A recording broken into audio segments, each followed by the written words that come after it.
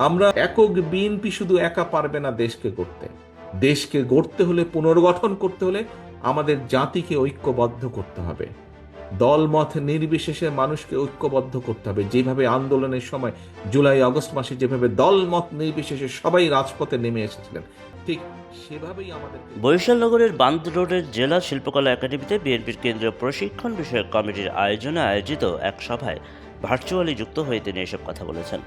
রাষ্ট্র কাঠামো মেরামতের 31 দফা ও জনসম্পৃক্তি বিভাগীয় প্রশিক্ষণ কর্মশালা আয়োজন করা হয় বরিশালে।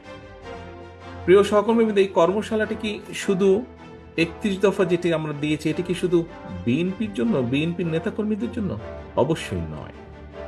এটি অবশ্যই এই অনুষ্ঠানে তারেক রহমান বলেন, সবাইকে ঐক্যবদ্ধভাবে পুনর্গঠন করতে হলে এখানে সবথেকে বড় ভূমিকা পালন করতে হবে আপনাদের, অর্থাৎ বিএনপিকে পালন করতে হবে। এই যে 31 দফা, এটি দেশ এবং দেশের মানুষের জন্য।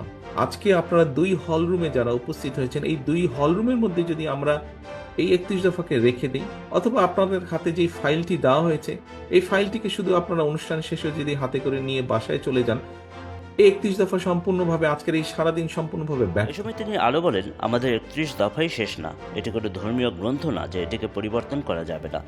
অবশ্যই এখানে নতুন জিনিস ইনক্লুড করা যাবে। কোনো ব্যক্তি, কোনো সংগঠন, কোনো দল যদি ভালো প্রস্তাবনা দেয়, অবশ্যই সেটি আমরা গ্রহণ করব, কিন্তু আমাদের ঐক্যবদ্ধভাবে করতে হবে। যে 31 দফাই শেষ না, এটি কোনো ধর্মীয় গ্রন্থ না যে এটিকে কোনো পরিবর্তন করা যাবে না। অবশ্যই করা যাবে, অবশ্যই এখানে নতুন জিনিস ইনক্লুড করা যাবে। কোনো ব্যক্তি, কোনো সংগঠন, কোনো দল যদি ভালো কিছু প্রস্তাবনা দেয়, অবশ্যই সেটি আমরা গ্রহণ। তিনি বলেন, আপনার আমার মতো সরাসরি রাজনীতি করছি, মিছিল মিটিং করছি, এরকম সমাজে অনেক মানুষ রয়েছে যারা সরাসরি হয়তো রাজনীতির মধ্যে আমরা উচ্চকক্ষ কথাটি বলেছি, যাতে এরকম যারা আছেন তাদের উচ্চকক্ষে স্থান দিতে পারি, তাদের মতামত নিতে পারি, জানতে পারি এবং তারাও ভূমিকা রাখতে পারেন।